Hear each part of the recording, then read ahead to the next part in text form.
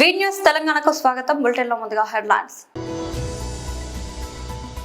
BRS ఆవిర్భావ దినోత్సవం సందర్భంగా బీఆర్ఎస్ కార్యనిర్వాహక అధ్యక్షుడు కేటీఆర్ పార్టీ జెండాను ఆవిష్కరించారు. మాజీ మంత్రి YSRCP PAC member Vellampalli Srinivas press meet.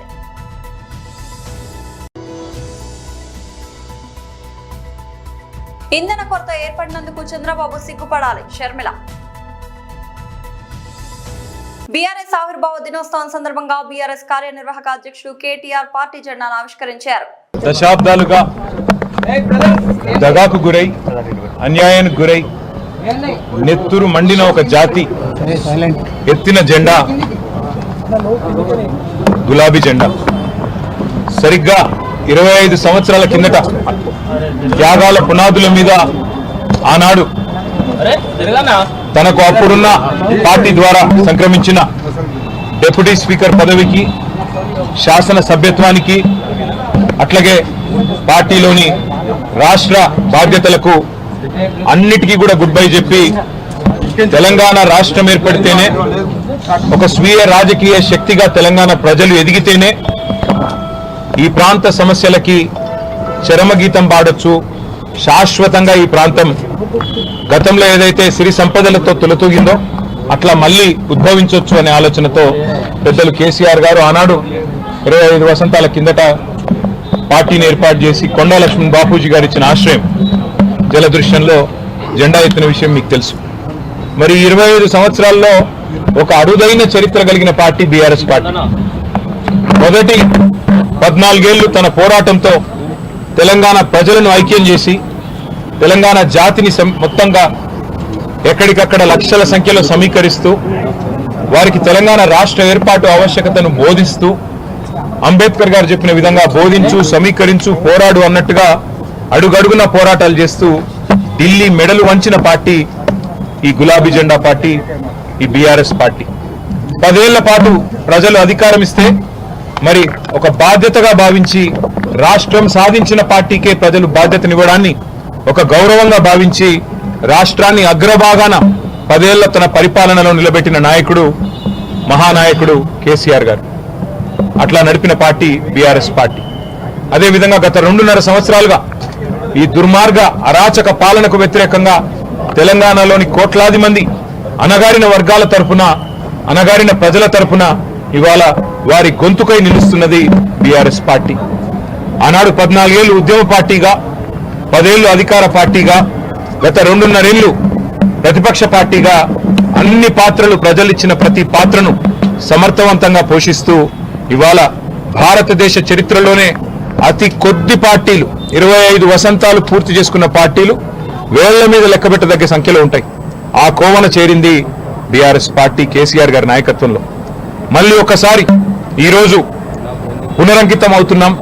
ఖచ్చితంగా తెలంగాణ ప్రజలకు ఒక స్వీయ రాజకీయ అస్తిత్వం ఉండాలి అని ప్రొఫెసర్ జయశంకర్ గారు ఎప్పుడు ఏదైతే చెప్తా ఉండేవారో, ఎట్టి పనికైనా మట్టి పనికైనా మనవాడే ఉండాలని చెప్తా ఉండేవారో అట్లాగే మళ్ళీ పునరంకితం అవుతాం. తెలంగాణను కాపాడడానికి, తెలంగాణలోని ఈ అరాచక కాంగ్రెస్ బీజేపీల నుండి తెలంగాణను మళ్ళీ ఒకసారి పట్టాలెక్కించడానికి కేసీఆర్ గారి నాయకత్వంలో అందరం సమిష్టిగా ఐక్యంగా పోరాటం చేస్తాం. తప్పకుండా 2028వ సంవత్సరంలో తిరిగి మళ్ళీ తెలంగాణ రాష్ట్రానికి కేసీఆర్ గారిని ముఖ్యమంత్రి చేసేదాకా మేమందరం కూడా ఆయన సైనికులుగా, తెలంగాణ ప్రజల ప్రతినిధులుగా, తెలంగాణ బలంగా, బలగంగా, తెలంగాణ దళంగా కలిసికట్టుగా కదం తొక్కుతాం. తప్పకుండా తెలంగాణకి మళ్ళీ ఒకసారి పునరంకితం అవుతాం. ఈ పవిత్ర రోజున, పార్టీ ఆవిర్భవించిన ఈ పవిత్ర రోజున, 25 వసంతాలు పూర్తి చేసుకున్న ఈ రోజున తప్పకుండా మాకు మరింత ఉత్సాహం, మరింత ఉత్తేజం ఇవ్వడానికి మా నాయకుడు కేసీఆర్ గారు ఇప్పుడు మధ్యాహ్నం 2 గంటలకి రాబోతా ఉన్నారు. వారి రాక కోసం, వారి దిశానిర్దేశం కోసం తెలంగాణలోని లక్షలాది మంది గులాబీ దండు ఎదురు చూస్తా ఉన్నారు. ఈ సందర్భంగా వారికి కూడా నేను హృదయపూర్వకంగా 25 ఏళ్లుగా ఎత్తిన జెండా దించకుండా పోరాడుతున్న ప్రతి కార్యకర్తకి, ప్రతి నాయకుడికి, ప్రతి అభిమానికి, ప్రతి కేసీఆర్ సోదరుడికి, సోదరికి, సోషల్ మీడియాలో కూడా మా తరపున ఉధృతంగా పనిచేస్తున్న సోషల్ మీడియా వారియర్లకు, మాకు అండగా నిలబడ్డ జర్నలిస్టు మిత్రులకు, కవులు, కళాకారులకు, ఉద్యమంలో మొదటి నుండి ఆయువు పట్టుగా నిలిచిన మా విద్యార్థి సోదరులకు, అట్లాగే తెలంగాణ సాధనలో కీలకంగా పనిచేసిన ఉద్యోగులకి, అట్లాగే తెలంగాణ సాధనలో కీలకంగా పనిచేసిన మా న్యాయవాద మిత్రులకి, ప్రతి వర్గానికి, సబ్బండ వర్గాలకు, సకల జనులకు శిరస్సు వంచి ఇవాళ తెలంగాణ సాధనకు తోడ్పడ్డ ప్రతి ఒక్కరికి, కేసీఆర్ గారితో నడిచిన ప్రతి ఒక్కరికి హృదయపూర్వక వినమ్ర ధన్యవాదాలు తెలియజేసుకుంటూ ఈ సందర్భంగా మళ్ళీ పునరంకితమవుతూ పునరుత్తేజంతో ముందుకు పోతామని తెలియజేస్తాం. మాజీ మంత్రి YSRCP PSC member Vellampalli Srinivas press meet. No stock and బోర్డులు కానీ చూడడం మనకి తెలుస్తున్నాయి. చీమ చెట్టుకుమంటే బయటకు వచ్చి మాట్లాడే చంద్రబాబు నాయుడు గారు మరి 3 రోజుల నుంచి మీరు కానీ మీ సుపుత్రుడు సకల శాఖ మంత్రి నారా లోకేష్ గారు కానీ ప్రశ్నించేందుకు పార్టీ పెట్టిన వ్యక్తి ప్రశ్నించకుండా ఉండడం కానివ్వండి, ఇవి రాష్ట్ర ప్రజలకి మీరు సమాధానం చెప్పాలి.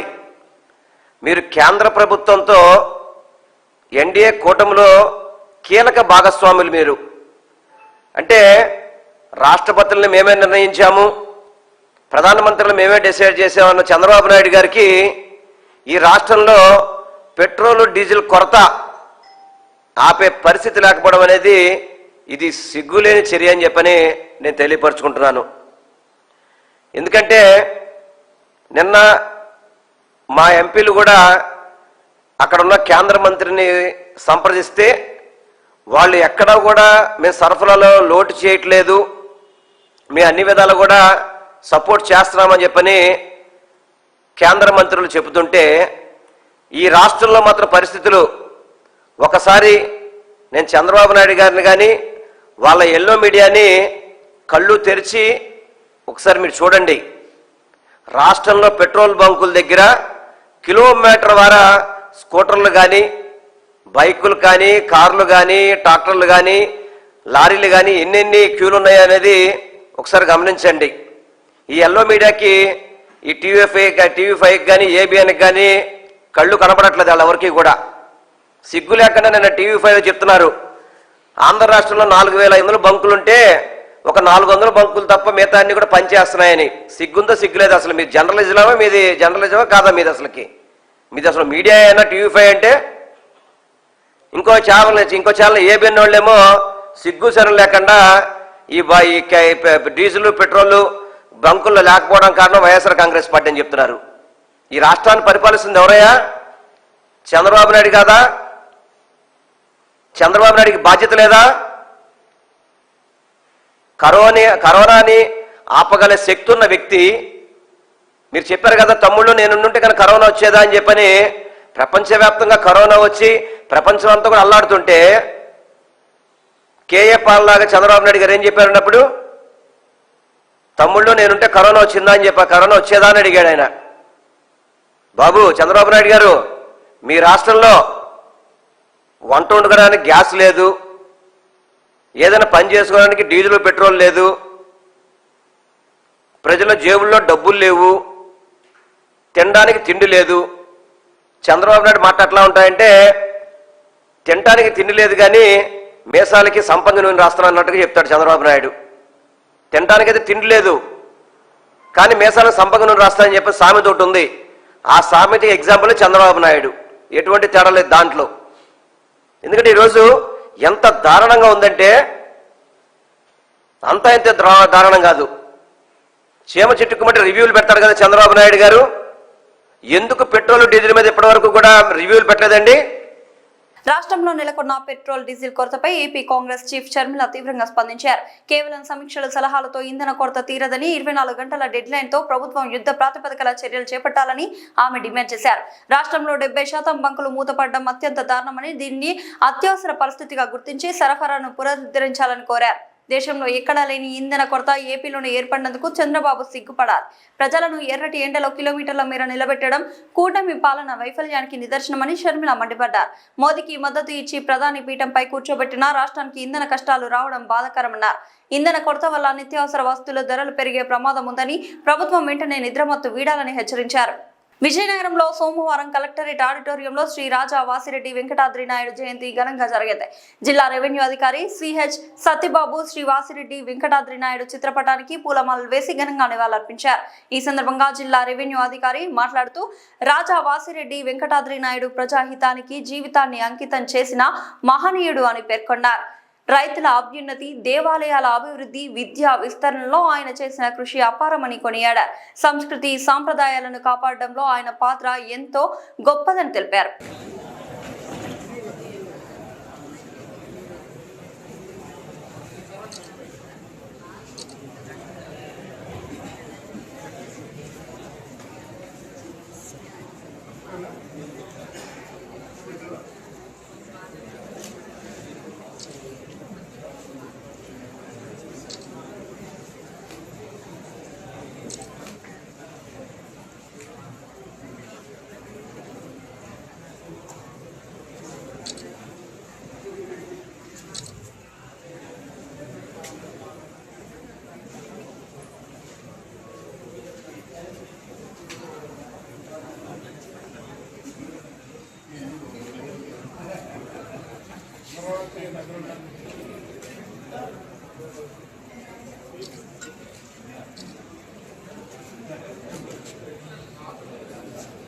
ఎన్నో దశాబ్దాలుగా పండ్ల మార్కెట్ ను నెల్లూరు ఏసీ మార్కెట్ వద్ద ఏర్పాటు చేయాలన్న ప్రయత్నాలు ప్రారంభమయ్యాయి. కానీ ఆ ప్రయత్నాలు అలాగే నిలిచిపోయాయి. నెల్లూరు రూరల్ ఎమ్మెల్యే కోటంరెడ్డి శ్రీధర్ రెడ్డి నిరంతర కృషితో ఏసీ మార్కెట్ వద్ద పండ్ల మార్కెట్ ఏర్పాటైంది. సుమారు 3 కోట్ల రూపాయల అభివృద్ధి పనులతో పండ్ల మార్కెట్ సర్వంగా సుందరంగా తయారైంది. ఈ నెల 30న కోటంరెడ్డి శ్రీధర్ రెడ్డి పేరు మీద పండ్ల మార్కెట్ ను ఏర్పాటు చేస్తున్నట్లు నెల్లూరు మనుబోలు శ్రీధర్ రెడ్డి ప్రకటించారు. నెల్లూరు ఏఎంసీ కార్యాలయంలో సోమవారం జరిగిన మీడియా సమావేశంలో ఆయన మాట్లాడుతూ పండ్ల మార్కెట్ వ్యాపారస్తులతో పాటు కమిటీ సభ్యులు ఏకగ్రీవంగా కోరడంతో పండ్ల మార్కెట్ ను కోటంరెడ్డి శ్రీధర్ రెడ్డి పేరును ఏర్పాటు చేస్తున్నట్లు ఏఎంసీ చైర్మన్ ప్రకటించారు. అనంతరం మాజీ మేయర్ నంది మండలం భానుశ్రీ మాట్లాడుతూ ఎన్నో దశాబ్దాలుగా పండ్ల మార్కెట్ ను ఏసీ మార్కెట్ కు తరలించాలని ప్రయత్నాలు జరిగినా అవి సఫలం కాలేదన్నారు. కోటంరెడ్డి సోదరులు నిరంతర కృషి చేయడంతో పాటు మౌలిక వసతులు ఏర్పాటు చేయడంతో ప్రస్తుతం పండ్ల మార్కెట్ ఇక్కడ ఏర్పాటు కాబోతోందని తెలిపారు. ప్రజలందరికీ అనుకూలమైన ప్రదేశంలో ఈ మార్కెట్ ను ఏర్పాటు చేయడం వల్ల అందరికీ ఉపయోగకరంగా ఉంటుందన్నారు. ఈ సమావేశంలో ఏఎంసీ డైరెక్టర్ సుధాకర్ తో పాటు పలువురు వ్యాపారస్తులు పాల్గొన్నారు. కోసం అమౌంట్ కేటాయించడము, ఇక్కడ షాప్స్ నిర్మాణం చేయడం కూడా జరిగింది. మన శాసనసభ్యులు శ్రీ కోటంరెడ్డి శ్రీధర్ రెడ్డి గారు మనకి ఎప్పుడూ ఒక విషయం చెప్తుంటారు. ఎలక్షన్లప్పుడు మాత్రమే పార్టీలు జెండాలు తప్ప ఎలక్షన్ అయిపోయిన తర్వాత కేవలం నియోజకవర్గం అభివృద్ధి, అలాగే ప్రజల యొక్క సంక్షేమము, వారి యొక్క అభివృద్ధి తప్ప ఇంకొకటి కనిపించదు అని చెప్పి ఎప్పుడు చెప్తుంటారు. అందరినీ కూడా అదే ఫాలో అవ్వాలని చెప్పి మనందరినీ కూడా కోరుతుంటారు. అందులో భాగంగానే ఆనాడు కూడా 2014లో కూడా ఫస్ట్ టైం మన ఎమ్మెల్యే గారు గెలవడం జరిగింది. ఆనాటి ప్రభుత్వంతో కూడా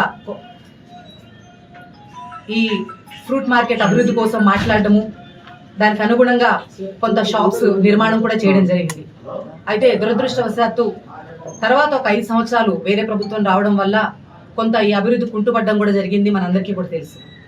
కానీ మళ్ళీ 2024లో కూటమి ప్రభుత్వం ఏర్పడిన తర్వాత మన హ్యాట్రిక్ ఎమ్మెల్యే కోటంరెడ్డి శ్రీధర్ రెడ్డి గారు మన అదృష్టవశాత్తు 3వ గెలవడము, ఆనాటి నుండి ఈ 2 సంవత్సరాలుగా మన శాసనసభ్యులు శ్రీ కోటంరెడ్డి శ్రీధర్ రెడ్డి గారు, అలాగే రాష్ట్ర తెలుగుదేశం పార్టీ నాయకులు కోటంరెడ్డి గిరిధర్ రెడ్డి గారు ఇరువురు కూడా ఈ మార్కెట్ తరలింపు మీద ఎంతో దృష్టి పెట్టి ఆ బ్యాలెన్స్ ఉన్న పనులన్నీ చేయించడమే కాకుండా మార్కెట్ ఇక్కడికి రావాలి అంటే ఇక్కడ ఇన్ఫ్రాస్ట్రక్చర్ డెవలప్ అవ్వాలనే ఉద్దేశంతో ఇక్కడున్న రోడ్స్, అలాగే ఆ బ్యాలెన్స్ షాప్స్ నిర్మాణము, దాని పెయింటింగ్, ఎలక్ట్రిఫికేషన్, ఈ బ్యాలెన్స్ ఉన్న పనులన్నీ కూడా దాదాపుగా 2,91,00,000 రూపాయలతో ఈ మొత్తం మార్కెట్ పనులన్నీ కూడా చేయడం జరిగింది. ఆ క్రమంలోనే ఎందుకంటే ఎవ్వరూ చేయలేని పని ఒక్కసారి ఎమ్మెల్యేగా దృష్టి పెట్టారు అది అంటే అది ఎంత పెద్ద పని అయినా సరే ఇక్కడికి అది చేయడానికి ఏమాత్రం వెనకాడరు, అది మనందరికీ కూడా తెలిసిన విషయమే. అయితే ఈ మార్కెట్ తరలింపుకి చిన్న చిన్న అడ్డంకులు, ఎందుకంటే అసోసియేషన్స్ వాళ్ళు కొంత కేసులు వేసుకోవడం అవన్నీ కూడా ఉంటే ఏ సమస్య అయినా సరే మాటలతోనే పరిష్కారం అవుతుంది, కూర్చోబెట్టి మాట్లాడితే ఎంత పెద్ద సమస్య అయినా పరిష్కారం అవుతుందని నమ్మే గొప్ప వ్యక్తి మన ఎమ్మెల్యే గారు. అందులో భాగంగానే అధికారులకు ఫ్రీ హ్యాండ్ ఇచ్చి ఎటువంటి రాజకీయ జోక్యం లేకుండా ఆ సమస్యను పరిష్కరించాలని చెప్పి వారికి చెప్పడము, అందులో భాగంగానే అసోసియేషన్స్ వాళ్ళందరినీ కూర్చోబెట్టడము, అర్హులైన వాళ్ళందరికీ కూడా ఎవరెవరైతే ఆ రోజు కట్టున్నారో వాళ్ళందరికీ షాపులు కేటాయించడం, తద్వారా ఆ సమస్యకు ఒక పరిష్కారం రావడం కూడా జరిగింది.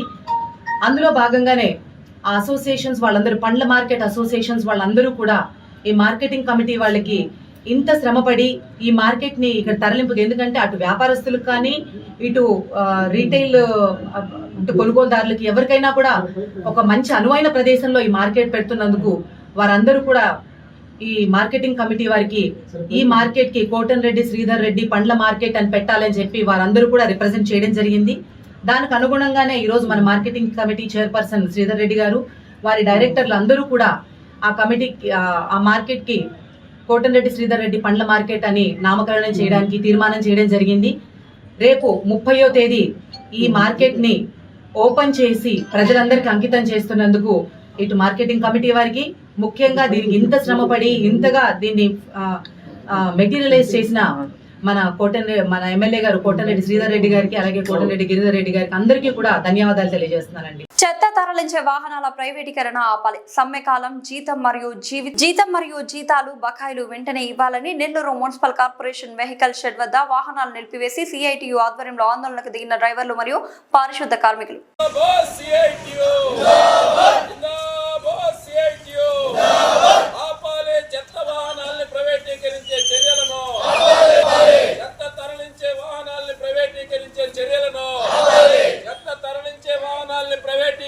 చర్యలను వద్దు వద్దు, మాకు ఈ ప్రైవేటీకరణ విధానం వద్దు, మా ప్రైవేటీకరణ విధానం, ఈ కాంట్రాక్టర్ ని తీసుకొచ్చి పెట్టే విధానం ఆపాలి. చెత్త వాహనాలని ప్రైవేటీకరించేటటువంటి చర్యలను, చెత్త వాహనాలని ప్రైవేటీకరించే చర్యలను, సమ్మెకాలం జీతం వెంటనే ఇవ్వాలి. జీతాల బకాయిలు మరియు సమ్మెకాలం జీతం వెంటనే, సమ్మెకాలం జీతం మరియు జీతాల బకాయిలు వెంటనే.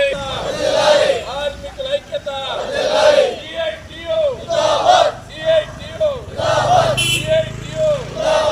ఆపాలి. చెత్త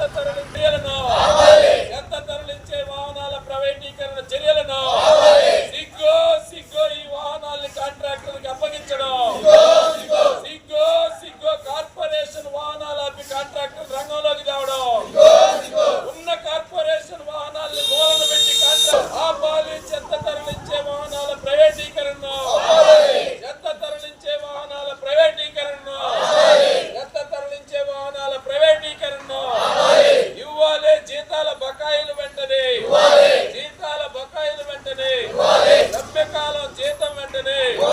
సిగ్గు పనిచేస్తున్న కార్మికులకు జీతాలు ఇవ్వకపోవడం, పనిచేస్తున్న కార్మికుల జీతాలు ఇవ్వకపోవడం, కాంట్రాక్టర్ల జోబుల్లో కోట్ల రూపాయలు నింపడం. హైదరాబాద్ విజయవాడ జాతీయ రహదారిపై ప్రైవేట్ ట్రావెల్స్ సిబ్బంది నిర్లక్ష్యం కారణంగా ప్రయాణికులు నడి రోడ్డుపై తీవ్ర ఇక్కట్లకు గురయ్యారు. హైదరాబాద్ నుంచి పాలకొల్లు వెళ్తున్న వర్మ ప్రైవేట్ ట్రావెల్స్ కు చెందిన బస్ విజయవాడ సమీపంలోని ఇబ్రహీంపట్నం వద్ద మార్గమధ్యంలో ఆగిపోయింది. బస్సులో డీజిల్ అయిపోయిందని చెప్పిన డ్రైవర్ ప్రయాణికులను అక్కడే వదిలేసి పరారయ్యాడని బాధితులు ఆరోపించారు. వివరాల్లోకి వెళ్తే హైదరాబాద్ నుంచి బయలుదేరిన బస్సు ఇబ్రహీంపట్నం చేరుకోగానే డ్రైవర్ ఈ నిర్వాకానికి పాల్పడ్డాడు. అనంతరం తాను మొబైల్ ఫోన్ స్విచ్ ఆఫ్ చేసుకున్నాడని ప్రయాణికులు తెలిపారు. దీంతో దిక్కుతోచని స్థితిలో ఉన్నవారు ప్రత్యామ్నాయం కోసం ట్రావెల్స్ యాజమాన్యానికి ఫోన్ చేసినా వారు నుంచి ఎలాంటి స్పందన రాలేదు. యాజమాన్యం తీరుతో విసిగిపోయిన బాధితులు చివరకు పోలీసులను ఆశ్రయించారు.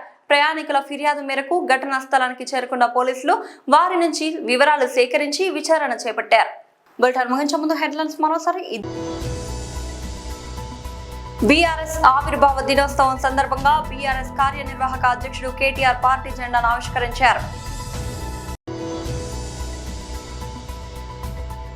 మాజీ మంత్రి YSRCP PAC member Vellampalli Srinivas press meet.